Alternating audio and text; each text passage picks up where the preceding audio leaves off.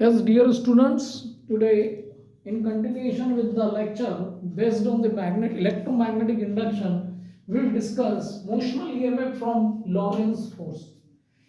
Lawrence force की हम बात करें तो सबसे पहले हम कंडक्टर की बात करते हैं। कंडक्टर में देर आर फ्री इलेक्ट्रॉन्स, और जब कंडक्टर में फ्री इलेक्ट्रॉन्स हैं और उसको एक मैग्नेटिक फील्ड में रखा जाता है, और ये मैग्नेटिक फील्ड जो है perpendicular to the plane means inside है द मैग्नेटिक फील्ड। अब इसमें हमने एक यू शेप्ड कंडक्टर ले लिया है, उस पर एक ये कंडक्टर फ्री है, फिक्स्ड कंडक्टर है, और उस पर ये कंडक्टर मूवेबल है टू एंड फ्रो।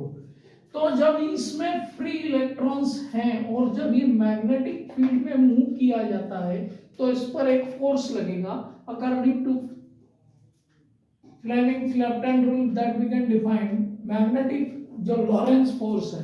तो लॉरेंस फोर्स यहां पर किससे दिया जाएगा? बी क्यू इंटू वी से। अब यहां पर v क्या है? आपकी वेलोसिटी है, इस डायरेक्शन में मूव कर रहा है। q जो है चार्ज है, and v is the magnetic field.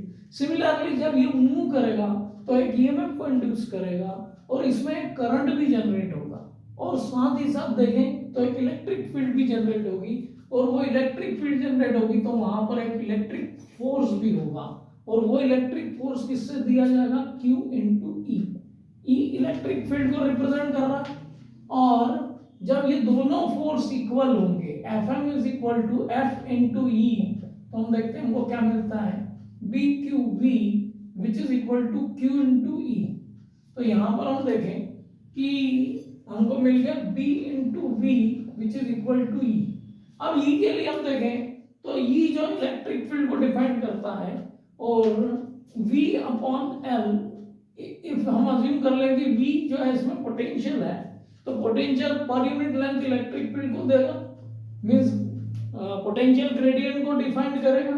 Potential gradient की वैल्यू हम यहाँ सब्स्टिट्यूट कर दे, V into v is equal to capital V upon l, तो यहाँ पे हमको मिलता है electric potential will be given by B into v into l से दिया जाएगा। तो इलेक्ट्रिक पोटेंशियल जो मिल रहा है हमको, इसमें जो ईएमएफ इंड्यूस्ड हो रहा है that is B into V into L. L is the length of the conductor, V is the velocity of the conductor, and V is the magnetic field in which it is moving, which is perpendicular to it. Okay? तो यहाँ पे हमने electric potential को define कर लिया। अब इसमें जो करंट फ्लो हो रहा है इसको भी हम डिटरमाइन कर सकते हैं। तो करंट को डिटरमाइन करना है तो I इज इक्वल टू क्या होगा? V अपॉन R होगा।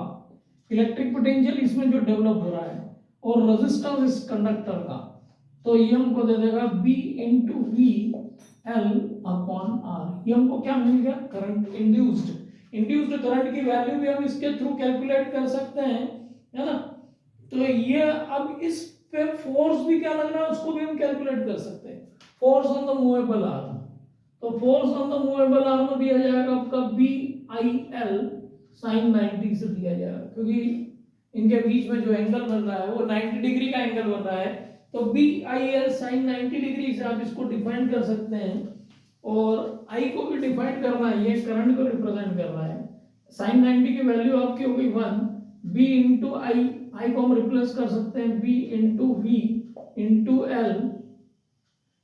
L upon this r. तो ये हो जाएगा आपका B square v l square upon r. So if you know the magnetic field, you know the velocity, you know the length of the conductor and resistance, you can determine the force which is experienced by the conductor. इसको भी आप determine कर सकते हैं।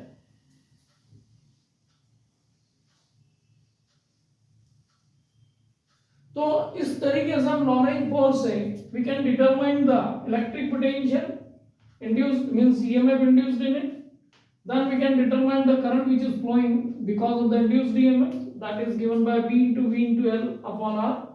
Force that we can calculate on moving arm with the help of BIL sin theta, theta 90 degree है, perpendicular है magnetic field and conductor की जो direction है motion की, और ultimately we can have I is equal to this P into V into L that we have replaced it by this value. So finally we are having this b square v square l square upon r. तो इस तरीके से हम Lorentz force को use करके according to Lorentz force we can determine the EMF induced in a coil.